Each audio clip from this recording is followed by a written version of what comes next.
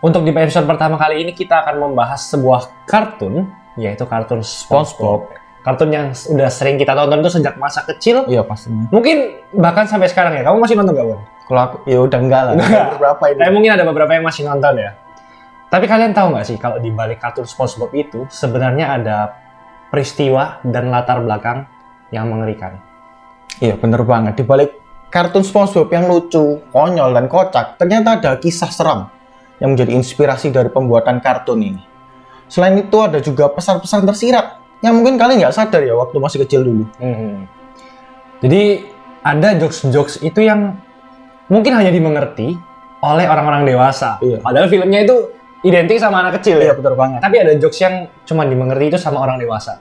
Dan kalian tahu nggak sih, ada karakter SpongeBob itu yang terinspirasi dari seorang pembunuh kanibal. Waduh, serem banget tuh. Oke, jangan khawatir, kita semua akan kupas di episode kali ini. SpongeBob SquarePants atau yang dikenal sebagai SpongeBob merupakan sebuah serial animasi yang dikeluarkan oleh Nickelodeon pada 1999. Awalnya, seri animasi ini hanya ditayangkan di Amerika. Namun karena kepopulerannya, serial ini pun mulai menyebar ke seluruh dunia, tidak terkecuali di Indonesia. Seri ini pertama kali tayang di saluran TV Indonesia pada 2002, yang dimulai dari LaTV yang kini menjadi TV One. Hingga kemudian, hak siar itu pindah ke Global TV pada 2006, dan hingga kini pun masih ditayangkan. Tapi kalau kamu sendiri sih, Vin, kamu masih nonton SpongeBob gak sih sampai sekarang? Aku sekarang udah enggak sih. Udah sibuk kerja. Kamu nonton? Ya, sama sih. Udah nggak nonton. Udah enggak ya. loh. Emang kayaknya. Ya tapi kalau dulu pasti sering kan ya nonton SpongeBob. Sering. Hampir tiap hari pasti ya. Bukan hampir, kayaknya tiap hari beneran, tiap hari. Ya tapi kalau kamu sendiri punya episode favorit nggak sih dari SpongeBob ini? Episode favorit. Aku lupa cerita penuhnya kayak gimana ya.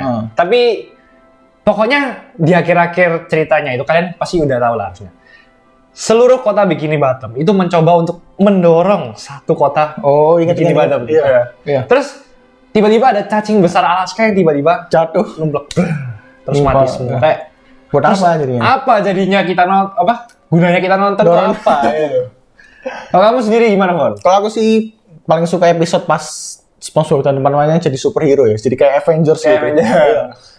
Gila, berarti SpongeBob Avenger itu lebih dulu ada daripada Avenger yang kita kenal sekarang. Ya. Bener. Berarti yang bikin SpongeBob ini genius dan jago. Mantap. Tentu kalian sudah familiar dengan kartun SpongeBob. Kartun yang mengisahkan tentang kehidupan sebuah spons laut berwarna kuning yang tinggal dalam rumah nanas, yang memiliki sahabat bintang laut yang tinggal di balik batu, dan juga cumi-cumi yang tinggal di patung Moai Pulau Paskah. Di kota Bikini Bottom, kota yang merupakan bekas uji coba nuklir. Sorry, untuk yang bagian terakhir cuma bercanda. Hal itu nggak beneran kok.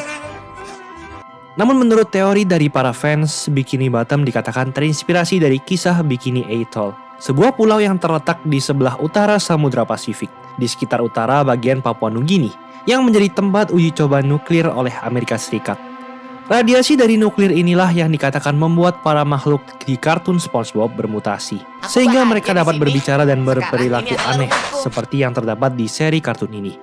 Menurut para fans, hal ini juga didukung oleh latar belakang dari Stephen McDaniel Hillenburg yang pernah bekerja sebagai ahli biologi laut pada akhir 1980-an, sebelum akhirnya ia berpindah profesi menjadi animator dan produser serial kartun.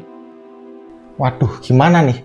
Kartun yang lucu kok inspirasinya malah dari tempat nuklir, gimana nih? Aku nggak nyangka sih kalau misalnya waktu masa kecil aku tahu kalau itu inspirasinya dari tempat nuklir. Mungkin nggak jadi nonton. Nggak jadi nonton, nggak dibolehin nonton paling. Nah, tapi itu cuma fans teori aja, jadi nggak dikonfirmasi. Dan kreator dari SpongeBob ini udah meninggal pada 26 November 2018, Stephen Hillenburg. Dan sebenarnya aku mau mention ini ya, dulu aku pernah bikin video di TikTokku. View-nya juga salah satu yang top lah, sekitar 12 jutaan tentang SpongeBob. Di situ sebelumnya aku research SpongeBob ini apa, awalnya itu dari apa gitu. Nah, SpongeBob ini sebenarnya awalnya bentuknya itu bukan kotak. Bentuknya itu bunder-bunder kayak spons laut, warnanya sama, kuning. Tapi namanya itu bukan SpongeBob, namanya SpongeBoy. SpongeBoy. Nah, Tapi karena SpongeBob ini mirip sama kartun lain, jadi kayak takutnya plagiat gitu loh. Diganti gitu jadi Jadi makanya diganti jadi SpongeBob, terus dia tambahin Squidward, Patrick dan lain-lain kayak gitu. Ya, aku juga pengen ngucapin terima kasih ya kepada Steven Hillenburg atas karya-karyanya yang sudah menghibur kita selama ini. Kalau tidak ada Anda, mungkin masa kecil kita tidak Kesepian. betul. Teori ini pertama kali muncul di Reddit ketika salah satu pengguna Reddit bernama Capmaster menyadari akan kesamaan dari Bikini Bottom dan Bikini Atoll. Ia pun kemudian melakukan ilmu cocok logi untuk menemukan persamaan dari keduanya yang bisa dibilang cukup masuk akal.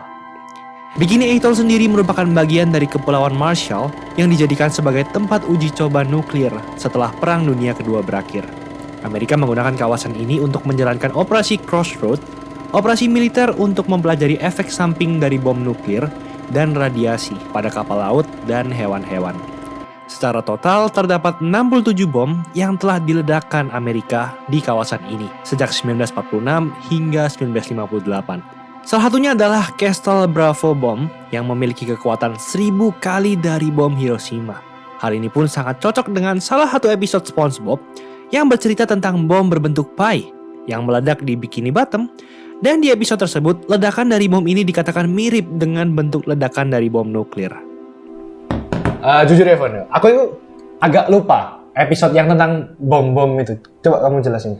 Ya sebenarnya aku juga udah lupa sih sama episode itu, tapi pas kemarin research ya, terus aku nonton ulang videonya itu mirip banget sih kalau menurutku sama bom nuklir itu sendiri.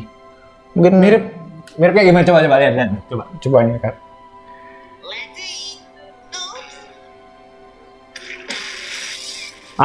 Ini yang sini nih ya. Iya. Gimana, mirip gak menurutmu?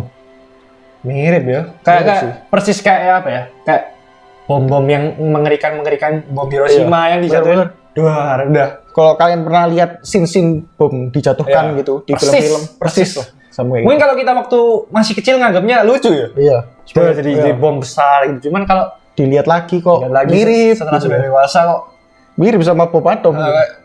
Ngeri-ngeri sedap gitu. Terus di SpongeBob ini juga ada jokes-jokes itu yang memang dimengerti sama orang dewasa aja gitu. Iya. Waktu kecil kita mungkin anggapnya lucu, tapi waktu kita dewasa ngeliat lagi kok, waduh, kok agak dewasa gini ya jokesnya? kok dewasa gini? Kartun SpongeBob juga terkenal kerap menyuguhkan jokes-jokes yang hanya dimengerti orang dewasa. Salah satunya terdapat dalam episode di mana SpongeBob memelihara seekor kuda laut. Kala itu SpongeBob yang hendak bekerja di Krusty Krab memarkirkan kuda lautnya di luar restoran. Orang-orang pun malah menganggapnya sebagai kuda mainan. Mereka pun kemudian berusaha memasukkan koin ke lubang di kuda tersebut. Namun kuda tersebut kemudian marah dan menendangnya. Mungkin kita tidak terlalu mengerti saat kita kecil dulu. Namun saat sudah dewasa sekarang, tentu kalian tahu kan lubang apa itu? Nah gimana guys, kalian ngerti nggak sih jokes yang tadi itu? Nah selain itu ada juga jokes-jokes lainnya. Kalian ingat nggak sih di salah satu episode SpongeBob di mana SpongeBob kala itu sedang menonton televisi, tapi tiba-tiba pas Gary datang, saluran televisi itu langsung diganti ke channel lain, ke channel olahraga kalau pas itu. Oh yang ada itu ya, yang ada ini nari-nari gitu, warna oranye deh. Ya mungkin kita pikir itu cuma tumbuhan biasa ya, tapi padahal kalau di dunia SpongeBob mungkin itu hal-hal yang gimana gitu ya. Apa kayak porn gitu ya? Ya mungkin ya. Oh, kok jadi SpongeBob itu sukanya nonton kayak gitu ya? Ya apa ya? Aku baru ngerti sekarang loh. Kayak tak pikir apa sih? Cuman nari-nari terus cuma tumbuhan nari-nari gitu ya. Kayak nggak jelas. Tapi mungkin bagi SpongeBob itu ya kalian kan pasti ngerti lah. Bagi SpongeBob itu kesukaannya gitu. Iya. Oh, aku baru ngerti. Kalau aku sendiri ya, Von ya. Sebenarnya aku itu inget satu episode yang gak sih yang SpongeBob sama Patrick tiba-tiba kayak ngomong sesuatu terus disensor dulu kayak. Iya. Itu mungkin dia berkata kotor. Harusnya. Pasti Cuman lah. sampai sekarang itu aku nggak ngerti kata apa yang diomongin sama SpongeBob dan Patrick. Benar. Cuman tapi kita nggak bisa tahu apa itu katanya itu. Iya, pasti ngomong kotor sih. Mungkin kalau waktu udah dewasa gini jalurnya lebih ke penasaran sih kata apa gitu. Mungkin kalau waktu kecil gimana ya kita nganggapnya itu jokesnya kayak cuman Gak tahu, mungkin kalau aku sih nganggapnya itu kayak sensor gitu ya dari sensor. Disensor dari Indonesia ya. Wah, tapi mungkin dari sananya ya. Kayak dari sananya udah disensor. Kurang tahu sih kalau itu. Selain jokes-jokes dewasa, kartun SpongeBob juga kerap memunculkan karakter-karakter yang terinspirasi dari orang atau film tertentu. Salah satunya ada sosok Nosferatu yang merupakan salah satu ikon film horor pada abad ke-19. Nosferatu sendiri merupakan sosok Dracula penghisap darah yang terkenal akan kekejaman dan kengeriannya. Karakter ini sendiri muncul di SpongeBob sebagai sosok yang kerap memainkan lampu yang mereka kira sebagai The Head-Slinging Slasher. Selain itu, terdapat juga Smithy Werbenman Jensen yang merupakan karakter kerangka yang memakai topi minuman soda nomor 1. Kalian mungkin mengira kalau karakter ini merupakan karakter kartun biasa. Padahal faktanya, Smithy Werbenman Jensen berasal dari seorang koki yang dijatuhi hukuman mati setelah menggunakan daging mayat manusia dalam daging asap olahannya. Gila, serem banget sih kalau menurutku. Apalagi yang bagian itu kanibal itu, dokter kanibal. Iya. Kalau aku sendiri waktu inget-inget episode ini, sebenarnya aku lihat modelnya yang apa, Nosferatu. Iya, yang mati lampu itu kan. Iya. Nah itu sebenarnya aku udah agak ngeri-ngeri. Cuman aku ya cuman sekedar lihat aja kan, cuman beberapa detik aja tuh. Iya, tapi aku setelah tahu ceritanya ini ya ternyata gimana? sangat ngeri juga ya. Ngeri. Terus apalagi juga ditambahin yang Smithy Werbenman Jensen yang kanibal. Sebenarnya gini, aku malah pandanganku terhadap sosok Steven Hillenburg ini malah jadi beda. Kayak, Waduh, gimana tuh? apa ya? Kalian posisikan diri kalian jadi Steven Hillenburg. Kalian bikin sebuah kartun buat anak kecil, tapi inspirasinya itu dari Kisah-kisah serem gitu ya? kayak apa ya? Aku mau ngomong psikopat tapi ya gimana? Karyanya bagus, tapi kok gimana ya? Takutnya ngejek gitu loh, enggak mau ngejek, tapi kayak wah inspirasinya gimana gitu, agak ngeri gitu. Kalau menurut kalian gimana guys? Kalian percaya nggak sama teori ini? Nah, kalau kalian punya referensi atau cerita-cerita menarik yang pengen dibawakan sama kita, kalian bisa tulis di komen di bawah. Boleh.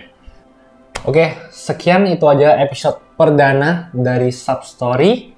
See you on another episode of Substory.